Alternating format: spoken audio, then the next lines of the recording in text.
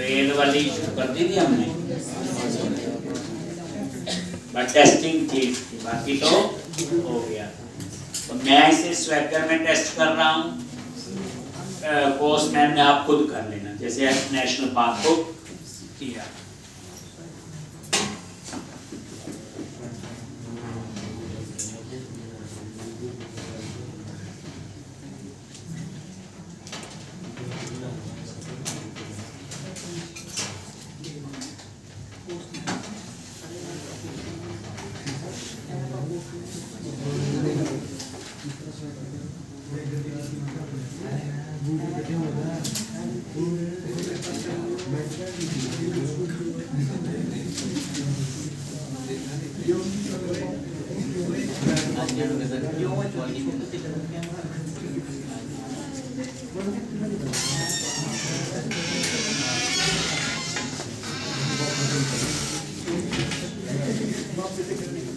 तो ये देखो एग्जीक्यूट,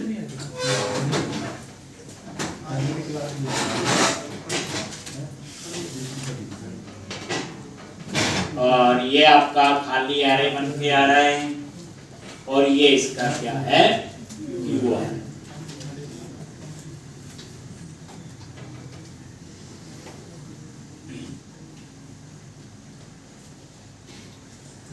अच्छा, ये दोनों टेस्ट कर लिए ना। चलो इसका यूआरएल, और ऐसे ही तो अब आप पोस्ट वाला चेक कर लो, ट्राई इट आउट, और ये देखो आईडी ऑटो जनरेट है, हटा दिया, और यहाँ पे नेम,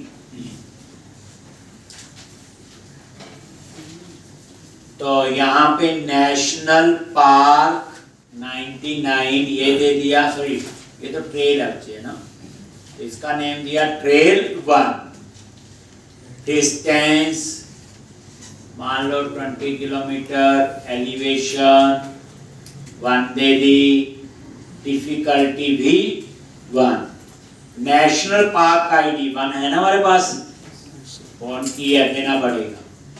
अब ये नीचे जो है ये डिटेल हमें डालने की जरूरत नहीं, ये पर नेशनल पार्क आईडी देना हमने। अब आप इसे एग्जीक्यूट पे क्लिक करो, और यहां पे एरर आ गया, और एरर है बच्चे वैलिडेशन का। किस चीज का एरर है, वैलिडेशन का, ये 400 एरर आ। तो पहले इसके लिए क्या प्रॉब्लम है आप ये एक बार समझ लो।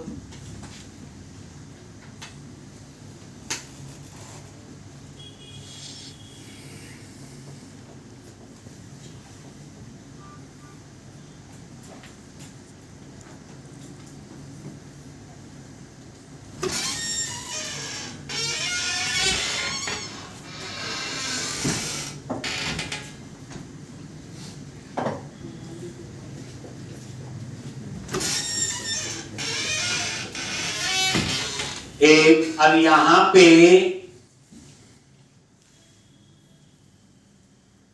पोस्ट ट्राई इट आउट यहीं पे थे, आईडी ऑटो जनरेट हटा दिया, ट्रेल 1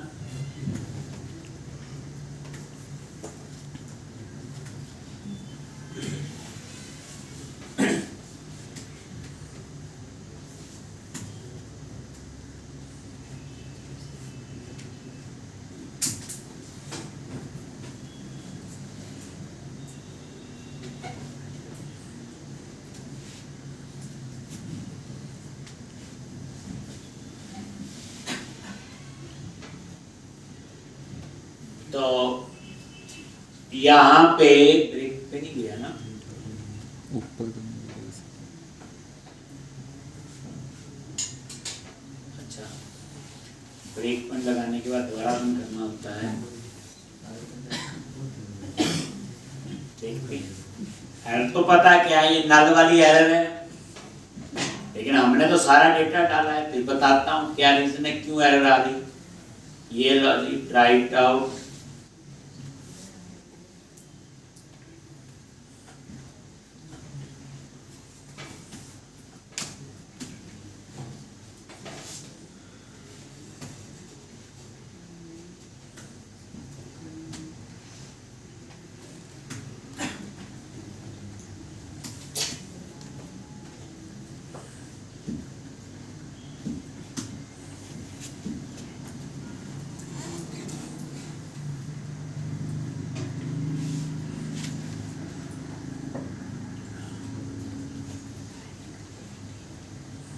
एग्जीक्यूट।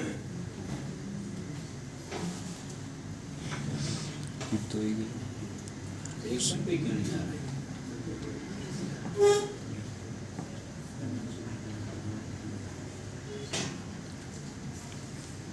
चलो, तो एक काम करो, डेटा तो हमने सारा डाला है, लेकिन जो वैलिडेशन चेक कर रहा है ये, तो ये देखो, प्रोजेक्ट पे डबल क्लिक करो। ये पहले भी प्रॉब्लम आई थी, और ये क्या है, इनेबल नल लेबल। ठीक, एक तो ये क्या कर दो आप लोग, डिसेबल डिलीट कर दो या कमेंट बना दिया। ठीक, ये प्रोजेक्ट में भी ऐसा हुआ था। हम चाहते हैं सिर्फ मॉडल की ही वैलिडेशन चेक करो।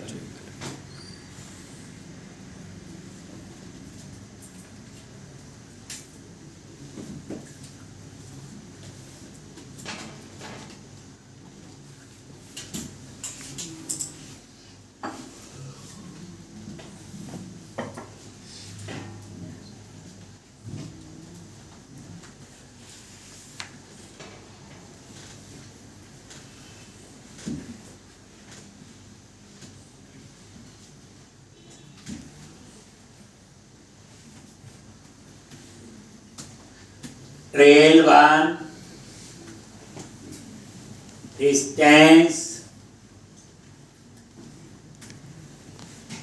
elevation, difficulty और नेशनल पार्क।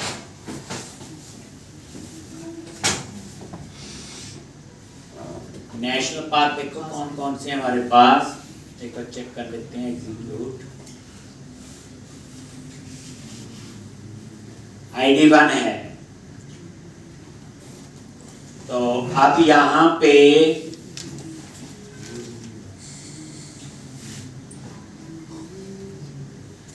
आ गया वहां पे, और ये देखो, ये जैसे ये नल दे रहा नेशनल पार्क में, तो नल ही आएगा। ये तो दूसरे टेबल के रेफरेंस के लिए, तो इस वजह से वो एरर दे रहा था। तो हमने बोला कि मॉडल की वैलिडेशन चेक करे, बाकी ना करे, तो इसलिए वो नल लेबल फॉल्स किया, तब ये यहाँ पे आया। बाकी कहानी वही, ये देखो, और क्रिएट एट राउट, ये देखो, ट्रेल 201, और यहां पे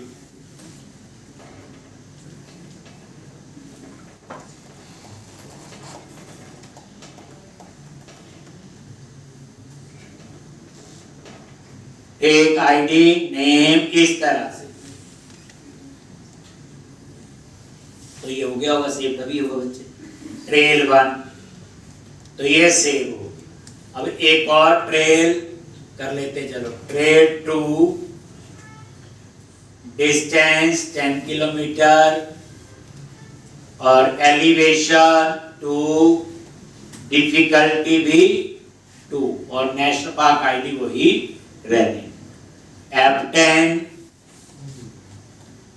ये लो जी, और ये सेव भी हो गया, और डिस्प्ले 201 यहां पे आ रहा है। अब क्या करना आपने,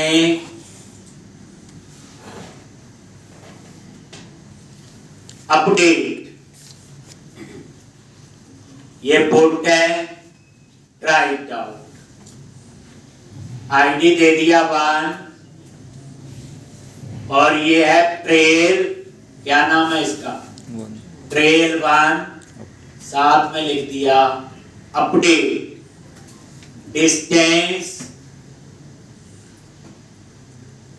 एलिवेशन होनी चेंज की, डिफिकल्टी भी, और नेशनल पार्क आईडी भी।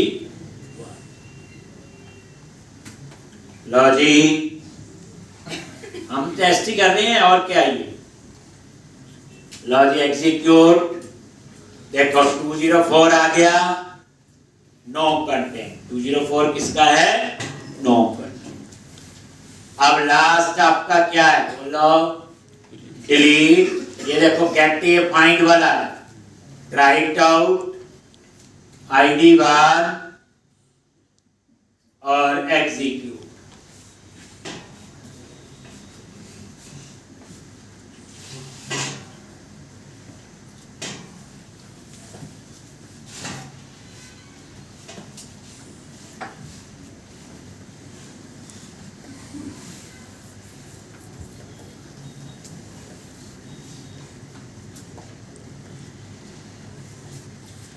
ठीक, 200 और ये आपका, ठीक है जी।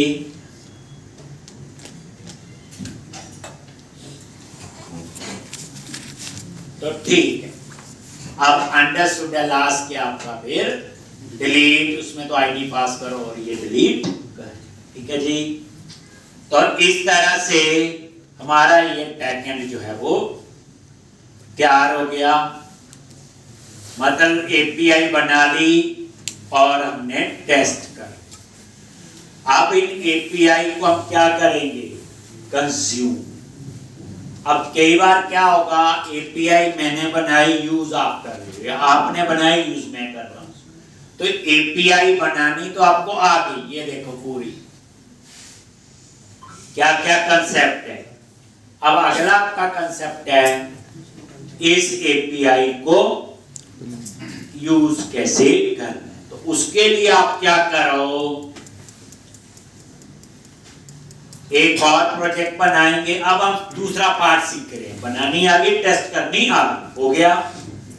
ये बैकएंड डेवलपर का काम होगा, कैसे डीटीओ बनाया, कैसे सारा आपको बता दिया। अब क्या करो,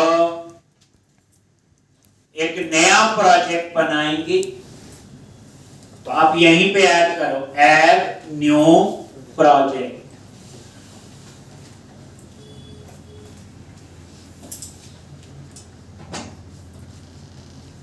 ऐड न्यू प्रोजेक्ट टेस्टिंग के लिए। मैं इसी सॉल्यूशन एक्सप्लोर में एक और प्रोजेक्ट बना रहा हूं, लेकिन वो एक नॉर्मल वेब एप्लीकेशन होगी जहां इन एपीआई को हम यूज करें। तो add new project,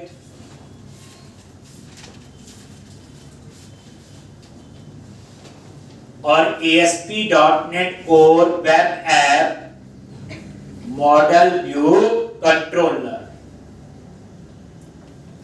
then click on next, आगे, और यहां पे नेम दे दिया national park underscore web underscore 1148, ये वेब एप्लीकेशन। देन नेक्स्ट वही .NET 8, then click on create. अब यहां पे मैं कोई डाटाबेस नहीं यूज कर रहा हूं, सारा काम एपीआई से होगा। तो ये देखो, ये 2 प्रोजेक्ट ऐड हो गए। अब जब मैं रन करूंगा तो बैकएंड भी रन होना चाहिए, फ्रंट एंड भी। तो मैं चाहता हूं दोनों प्रोजेक्ट इकट्ठे रन हो। तो उसके लिए क्या करो, सॉल्यूशन पे राइट क्लिक करो, प्रॉपर्टीज में गए, यहां सिंगल स्टार्टअप की जगह चूज कर लो मल्टीपल स्टार्टअप प्रोजेक्ट, और यहां पे स्टार्ट और यहां पे भी स्टार।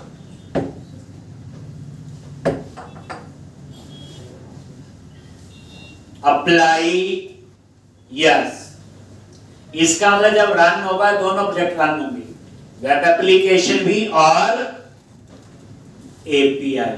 ठीक, देन ओके। जैसे ये देखो, अब मैं रन कर रहा हूं,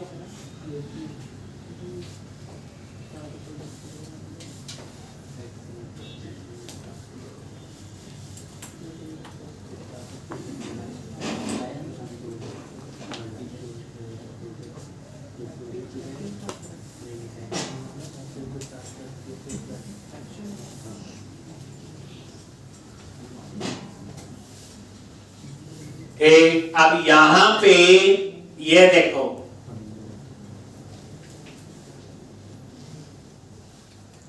ये वेब एप्लीकेशन है और ये एपीआई है। ये देखो दो प्रोजेक्ट है, ये वेब एप्लीकेशन है और ये एपीआई, ये वेब और ये एपीआई। ठीक है जी। तो अब हम वेब एप्लीकेशन पे काम करेंगे, क्योंकि वेब एप्लीकेशन में एपीआई तक एक्सेसिबल रन टेस्टिंग के लिए। तो अब यहां पे मैं सारा यूआरएल, एपीआई क्या यूआरएल, हम क्लाइंट को क्या देंगे, ये यूआरएल और ये यूआरएल, बस कोई कोड नहीं देंगे ना कुछ। स्ट्राइक में भी यूआरएल ही दिया था, यार स्क्रिप्ट के अंदर लिखा था सेम। तो अब मैं क्या करूंगा, यहां पे एक अलग से फाइल बना लो एसडी, जिसके अंदर हम सारे यूआरएल सेट कर लें।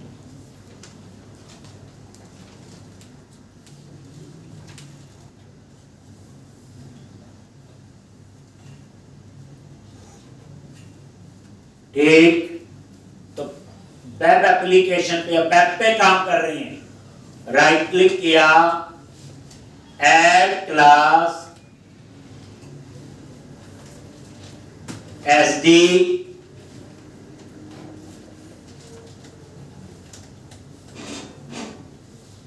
पब्लिक स्टैटिक क्लास, और यहां पे एक वेरिएबल ले लिया, ये लो जी स्टैटिक, ताकि उसका ऑब्जेक्ट ना बनाना पड़े। और ये बेस यूआरएल है, बेस यूआरएल ये है बच्चे, जो ये आगे का यूआरएल तो सेम है ना, तो मैंने ये यूआरएल यहां पे पेस्ट, लगला को तो जरूरत नहीं पड़ेगी। ठीक, अब इसी तरह से पब्लिक स्टैटिक स्ट्रिंग, अब नेशनल पार्क एपीआई का पार्क कैसे बनेगा पूरा,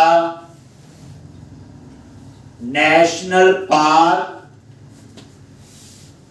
एपीआई पार्क, और यहां पे क्या लिखेंगे, एपीआई स्लैश नेशनल पार्क, ये एपीआई स्लैश नेशनल पार्क। इसी तरह पब्लिक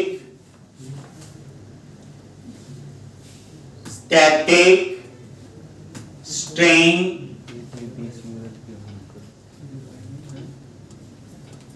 और यहां पे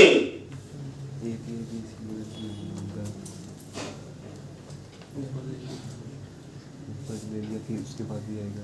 एक यहां पे नेशनल पार्क की जगह क्या यूज करना, ट्रेल एपीआई पार्क,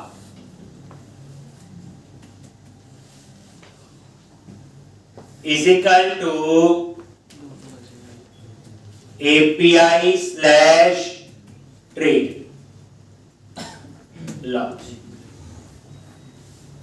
अब ये यहां से देख लो क्या है, एपीआई स्लैश ट्रेल। ठीक,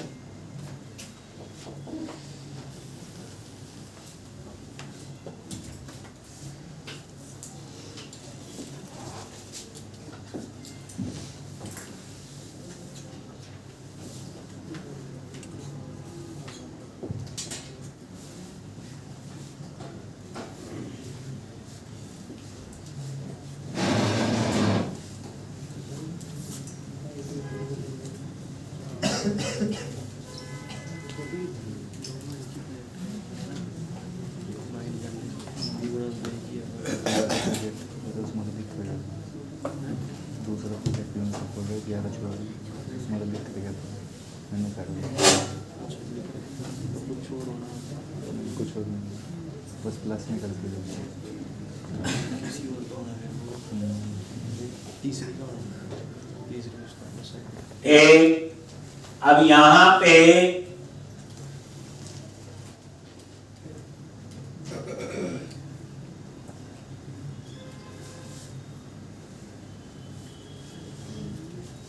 अब आप लोग लिख लिया जी। अब ये हो गया कनेक्शन सीरीज में और कुछ नहीं। अब आपके पास 4 यूआरएल है, हम सेट करेंगे 10 होंगे तो 10 यहां। स्टैट एचटी क्लास का मीनिंग आपको पता है। अब हम क्या करेंगे, मॉडल्स जिस स्ट्रक्चर में डेटा वहां पे है यहां रिसीव भी उसी स्ट्रक्चर में होगा, करेक्ट। जैसे वहां से डेटा आएगा नेशनल पार्क, तो यहाँ नेशनल पार्क का मॉडल होना चाहिए सेम स्ट्रक्चर का। ऐसे ही ट्रेल का होना चाहिए। आप बोलोगे एपीआई तो किसी और ने बनाई, आपको कैसे पता चलेगा? तभी तो हम इसे टेस्ट करते हैं, वहां सब पता चल देखा नहीं आपने, सब कुछ आ जाता है। ठीक, तो अब यहां पे हम मॉडल बनाएंगे national park. Add class national park, और यहां पे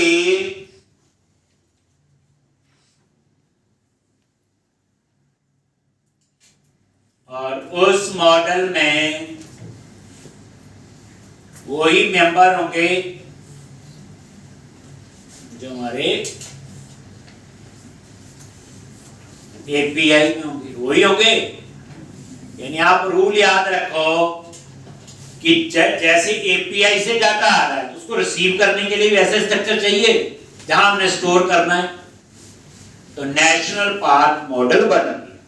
हमें पता 2 मॉडल से डाटा आ रहा है, नेट ट्रेल और ये, तो हम 2 मॉडल बनाओ, एक नेशनल पार्क और एक ट्रेल। अब ये मॉडल सेम बनेगा जो डीटीओ था, क्योंकि क्लाइंट के पास क्या आएगा, डीटीओ। अब आप चेक कर लो, ये नजर मारो एपीआई, आज तो चलो हमारे पास ही है, तो यहां पे मॉडल में गए डीटीओ, डीटीओ मिल रहा है क्लाइंट को, तो जो इस मॉडल में थे वही मेंबर है वहां। ठीक, लॉन्च। अब हम लोग एक और बनाएंगे,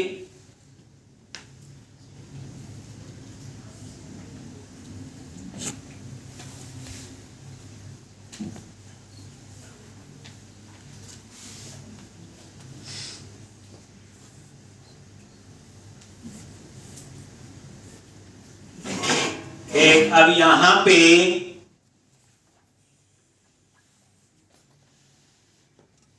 मॉडल पे राइट क्लिक किया, ऐड, और अब बनाएंगे ट्री, और इसमें भी जो ट्रेल डीटीओ का स्ट्रक्चर होगा वही आएगा।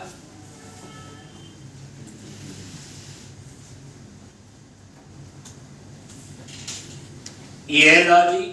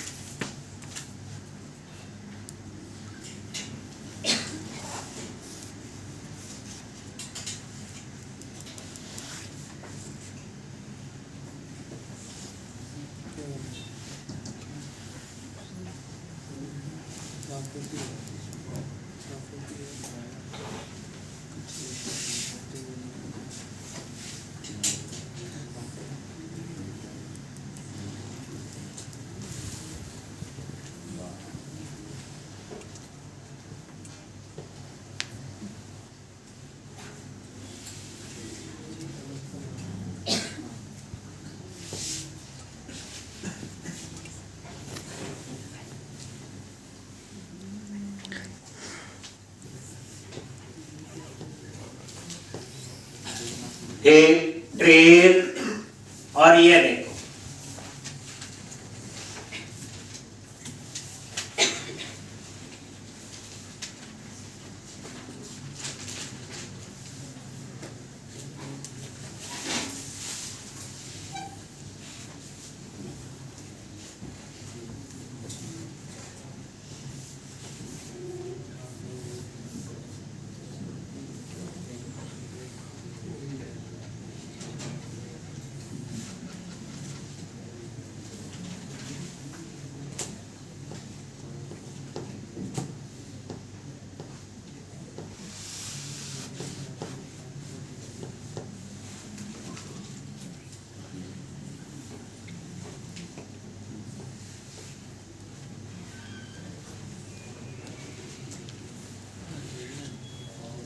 खेल लीजिए।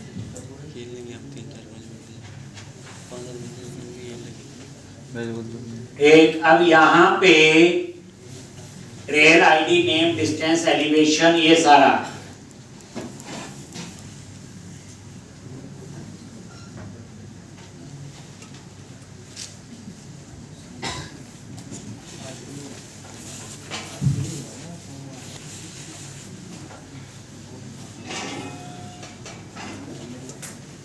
ये नहीं आता है खेलना, ये नहीं आता है खेलना, ऐसा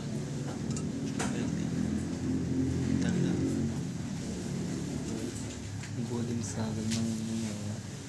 बस इतना इतना एक। तो इस तरह से ये आपका ट्रेल था। तो आपको ये रूल समझो ना कि मान लो एपीआई से 15 मॉडल आते हैं, 15 मॉडल आपको बनाने पड़े।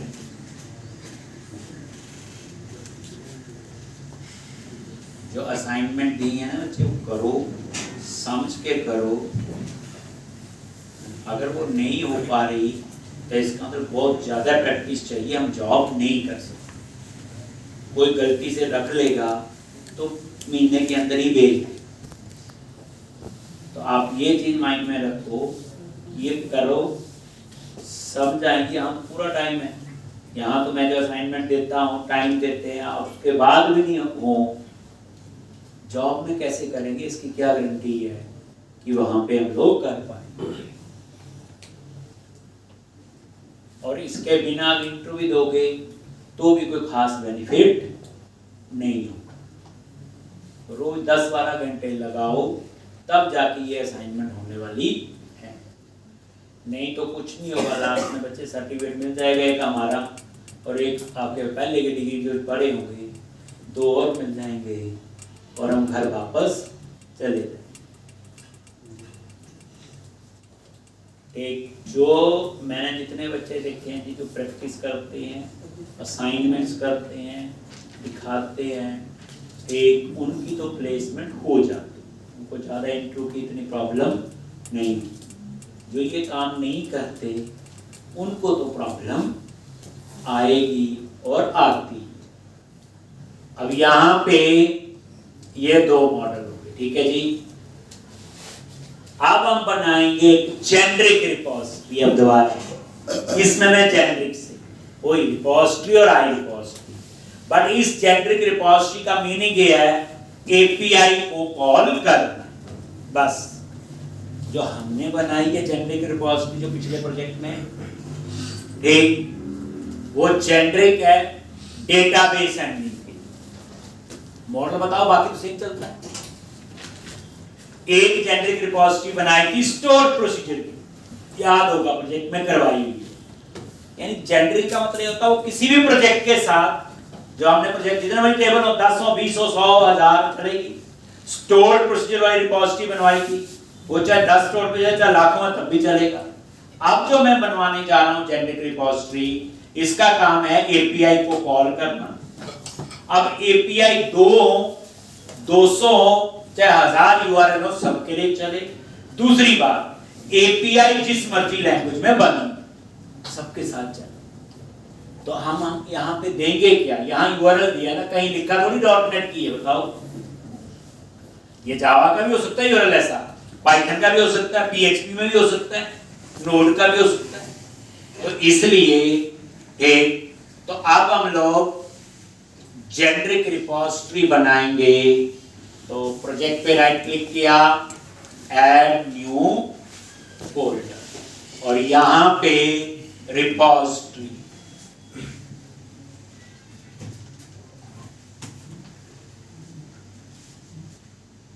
ऐड आई रिपोजिटरी। अब आई रिपोजिटरी पे राइट क्लिक किया, ऐड क्लास इंटरफेस आई रिपोजिटरी। ये क्या बन गया आपका, बोलो, इंटरफेस। ठीक, वही आई रिपोजिटरी याद होगा। अब यहां पे मैंने क्या करना है, जेनरिक मेथड बनाने हैं, डिक्लेयर करने हैं, जो सिर्फ एक ही काम करेंगे, क्या, एपीआई को कॉल करने। ठीक, जैसे ये देखो, तो पहली बात, ये रिपोजिटरी किसके साथ यूज होगी, ये हमने वो बता दिया, याद ही है। टी क्या है, टाइप क्लास है, बस कोई भी क्लास हो सकती है, ट्रेल भी हो सकती है, नेशनल पार्क। अब यहां पे ये आपकी रिटर्न टाइप, गेट असिंक, और यहां पे पास करेंगे यूआरएल। ये मेथड है आपका। ठीक, जो यूआरएल पास करेंगे, ठीक, ये उसी का ही डेटा रिटर्न करेगा। ये फाइंड वाला कौन सा हो गया, ये जो यूआरएल पास करेंगे, उसके बाद दूसरा क्या है, ये डिस्प्ले के लिए, वो फाइंड का था, तो डिस्प्ले में तो आई की नंबरेबल टी और गेट ऑल असिंक, और यहां पे स्ट्रिंग यूआरएल। ठीक, तो ये आपका बन गया गेट ऑल असिंक, ये डिस्प्ले का हो गया। गेट असिंक किसका हो गया, फाइंड। ठीक, उसमें मुझे एक और चीज पास करनी है, इंट आईडी, फाइंड का भी होगा ना। अब यूआरएल देंगे, इस यूआरएल से, अब नेशनल पार्क से चाहिए या ट्रेन से, आईडी पास करेंगे तो वो फाइंड वाला हो जाएगा, ये आपका डिस्प्ले के लिए होगा। इसी तरह से ये आपको पता है, टास्क वाला, मल्टीपल टास्क वाला कंसेप्ट पहले हमने किया हो। ये कलेक्शन अब हम बनाएंगे, तो ये रिटर्न टाइप इसकी मैं दे रहा हूं बूलियन, थोड़ा थोड़ा चेंज करते हैं हर बार। क्रिएट असिंक, पहले यूआरएल, फिर उसके बाद T obj2 create,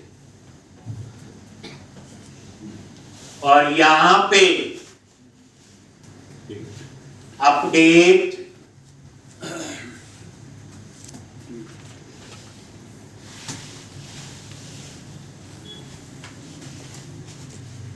get async, get all async, create async, update async।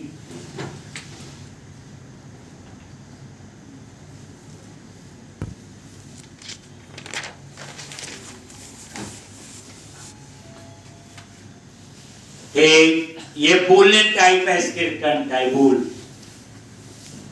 अब उसके बाद डिलीट सिंक, बस उसमें एक और इंट आईडी पैरामीटर।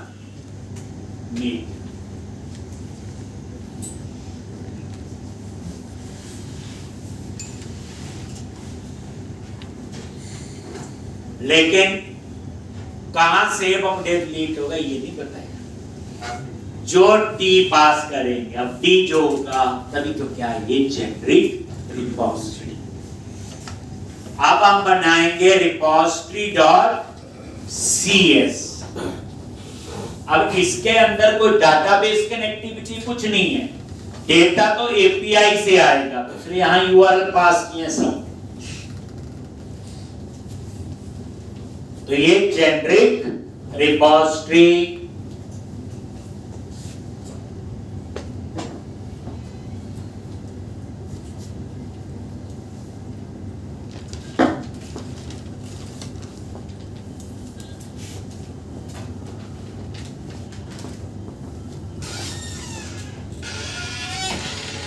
अब आप लोग क्या करो,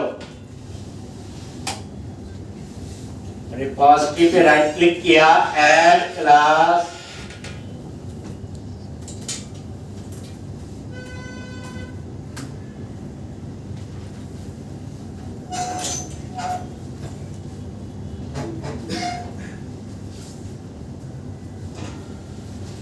ठीक, और यहां पे आप इंटरफेस है उसे क्या करोगे, इम्प्लीमेंट। क्या करोगे, इम्प्लीमेंट।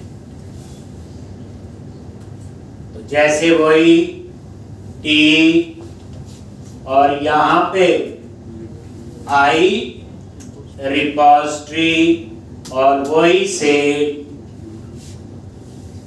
और उसके बाद इस इंटरफेस को इम्प्लीमेंट कर।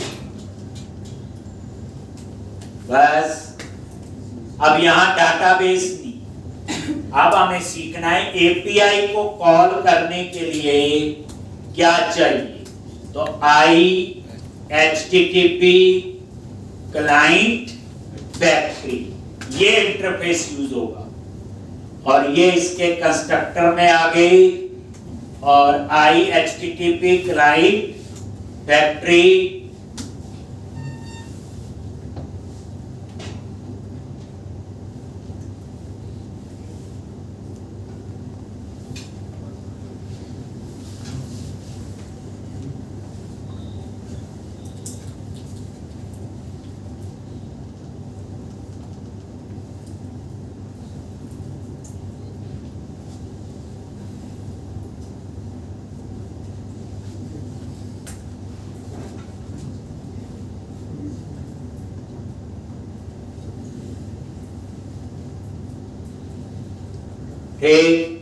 आई एचटीटीपी क्लाइंट फैक्ट्री, ये क्या आपका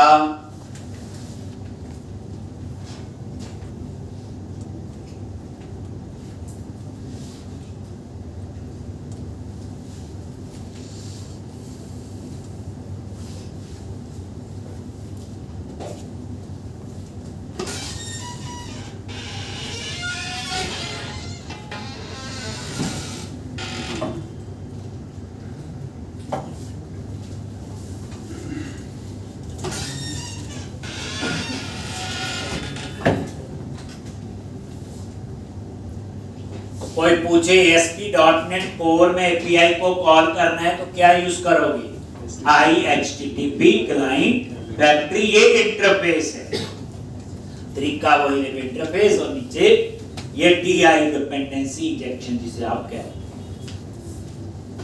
अब आप लोग सबसे पहले हम क्रिएट में, अब ध्यान एक समझने बाकी सारे आ जाए। तो यहां पे दो चीजें होती है एपीआई में, एक रिक्वेस्ट और एक रिस्पांस। ठीक, रिक्वेस्ट में हम यूआरएल भेजते हैं और बताते हैं गेट पुट पोस्ट से क्या काम होना चाहिए, उसके बदले में हमें रिस्पांस आता है, may be okay, may be no content, may be not form, ये कुछ भी ऐसा सकता है। तो अब हम लोग ये क्रिएट अ सिंक, तो सबसे पहले रिक्वेस्ट, तो वेर एक वेरिएबल ले लिया request is equal to new, ये HTTP रिक्वेस्ट मैसेज, ये मेथड क्या बता दिया, पोस्ट सेव का ही है, और ये बता दिया यूआरएल। हो गया जी। अब इस रिक्वेस्ट में तो डेटा भी जाएगा, सेव का कोड है, कंटेंट। तो यहां पे मैंने चेक किया if obj2create is not equal to null, यानी इसमें डेटा है। तो याद रखना जो हमारी वेब एप्लीकेशन है ये अलग सर्वर पे होगी, एपीआई अलग सर्वर पे होगी। तो जब बच्चे डेटा नेटवर्क में जाएगा वो डेटा सीरियलाइजेबल होना चाहिए। सीरियलाइजेशन बोलते हैं उसको, क्या बोलते हैं हम लोग, सीरियलाइजेशन। वो सीरियलाइजेबल होना चाहिए।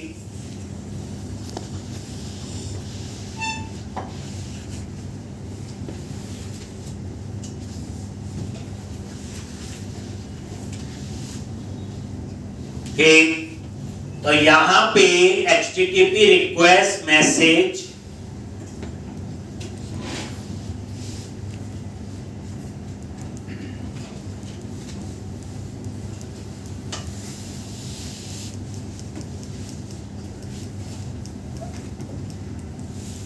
तो अब इस डेटा को सीरियलाइज करना है।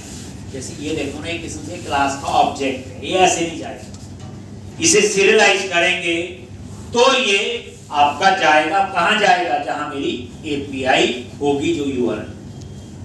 अगर मैं सिंपल आपको बताऊं, जैसे हम यहां से दिल्ली जाए, तो नीचे हम लोग ग्रुप में खड़े हैं अपना, जैसे जान पहचान, बस में जाना है।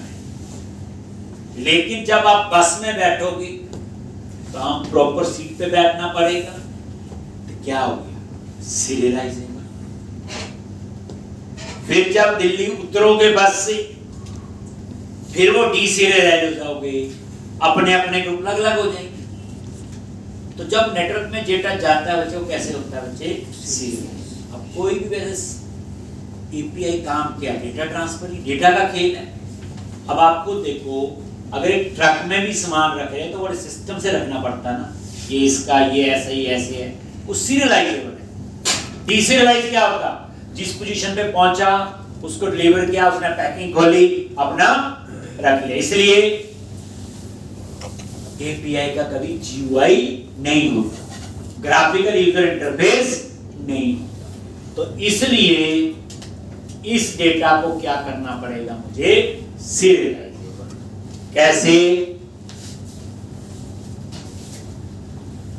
ये देखो, request dot content is equal to new string content। अब डेटा को सीरियलाइज करना है,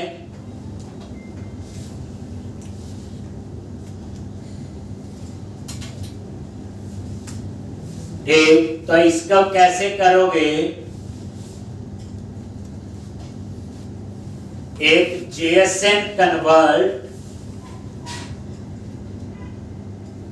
क्लास है।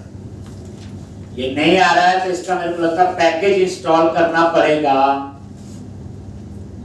Laws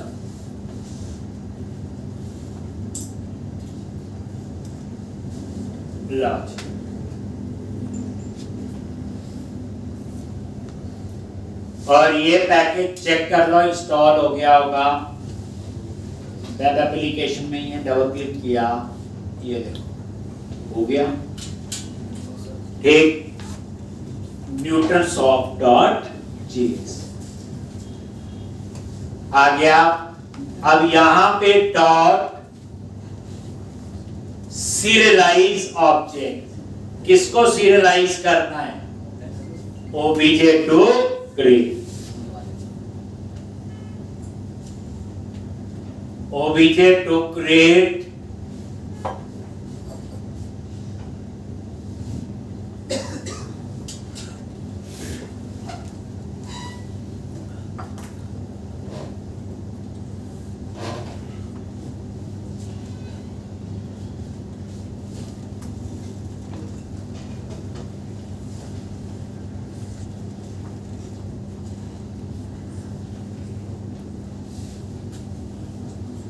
serialize object.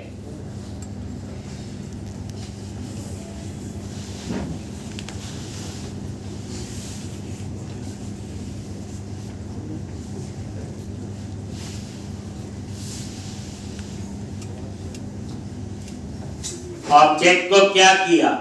सीरियलाइज। उसके बाद किसमें? तो यहां पे ये इसकी इनकोडिंग UTF-8 कॉमा देके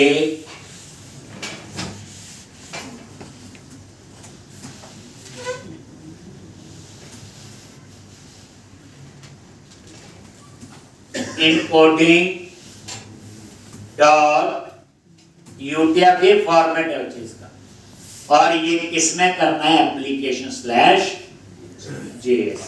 ये मैं एंटर प्रेस कर देता हूं। ये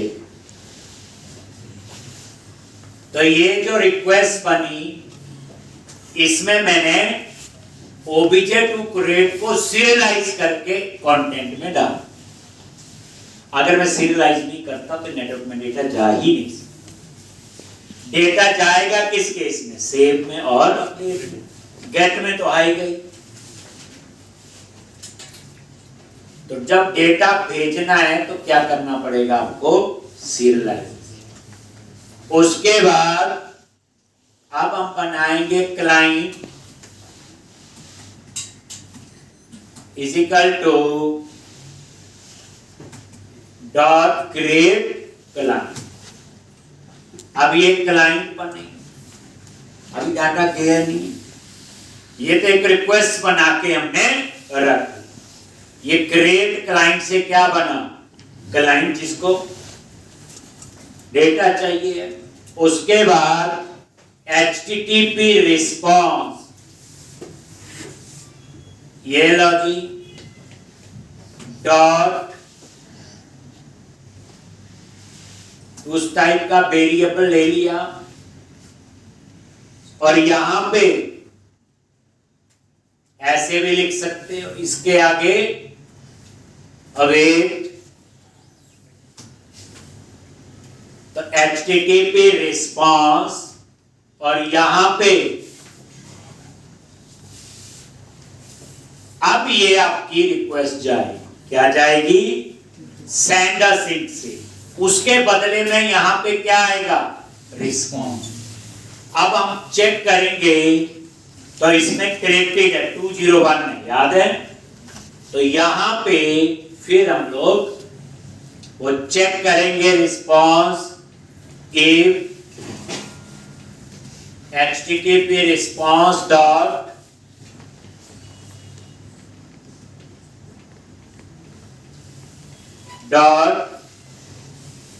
स्टेटस को, और क्या है? स्टेटस को सीधा भी लिख सकते हो, नहीं तो सिस्टम डॉट नेट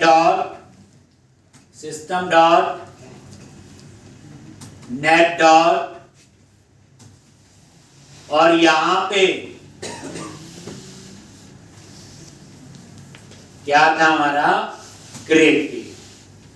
अगर ये क्रिएटेड है देन रिटर्न करवा दिया ट्रू, अदरवाइज एल्स में लिख दिया रिटर्न फॉल्स। लॉस। बस तो समझ आ गए? दो, HTTP रिक्वेस्ट और HTTP रिस्पॉन्स।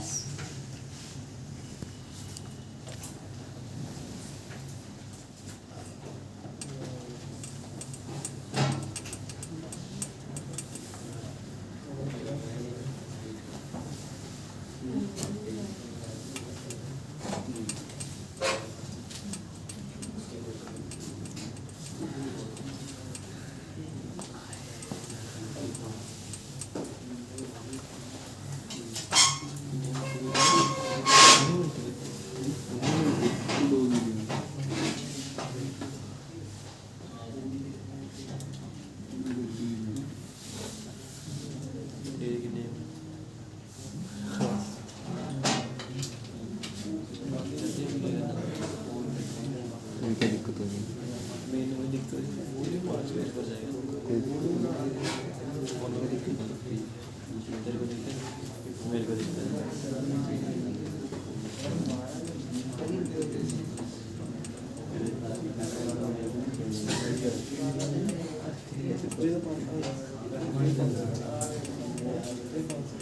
एक अब ये हो गया क्रिएट अ सिंक। अब अपडेट, अपडेट में क्या फर्क होगा? यही होगा, यही सब कुछ होगा, ये तो होगा ही। और कॉपी किया, पहले अपडेट, ये लो जी, पहले समझ लो अपडेट, ये देखो पोस्ट की जगह क्या आएगा? पुट, एक चेंज ये हो गया, obj2 अपडेट, obj2 जब नेटवर्क पे डेटा जा रहा है तो सीरियलाइज तो करना ही पड़ेगा। बाकी वही यहाँ पे अवेट है तो ऊपर असिंक चाहिए, लग गया। और स्टेटस कोड इसका क्या है? नो कंटेंट, याद है वही है टेस्टिंग में देखे हो गए। ये लो जी, और ये जेनरिक है। और सबसे अच्छी बात है डेटा जेएसएन में आएगा, तो ये एपीआई जिस मर्जी लैंग्वेज में बनी हो आपको सिर्फ यूआरएल देना है। ये मैं ऐसी जेनरिक रिपोजिटरी बना रहा हूं जिसको आप किसी भी लैंग्वेज की एपीआई को कॉल करने के लिए यूज कर सकते, चाहे 2 एपीआई हैं, चाहे 200 हैं, चाहे 2 लाख हैं। तभी हम क्या करते हैं, ये जेनरिक चीजें। अब समझ आ गया? डिलीट में क्या होगा? कंटेंट नहीं है उसमें, तो यूआरएल से आईडी पास करना है, तो वहां ये serialize वाली चीज नहीं होगी, बाकी तो सारा ही होगा। ये जेनरिक रिपोजिटरी हम लोग बना रहे हैं। तो अब आपको एक ऐसी रिपोजिटरी में बनवा दूंगा, अगर ASP.NET कोर में किसी भी प्रोजेक्ट में एपीआई को कॉल करना है तो ये वाला लॉजिक चले, चाहे प्रोजेक्ट जो मर्जी हो, टॉपिक जो मर्जी हो, लैंग्वेज भी कोई हो। क्लाइंट कहता है ये जावा के अंदर 25 एपीआई बनी है, ASP.NET कोर में यूज करनी है, तो ये वाला पार्ट तो आपका उसके लिए भी है। बस यही देखने यूआरएल मिलेगा, अब पोस्टमैन में टेस्ट करो, देखो किस मेंबर के मॉडल कौन कौन से बनेंगे। 5 मॉडल बनेंगे, 10 बनेंगे, बनाओ, करो शुरू कर जाते। यहाँ तो कहीं नहीं लिखा नेशनल पार्क ट्रेल।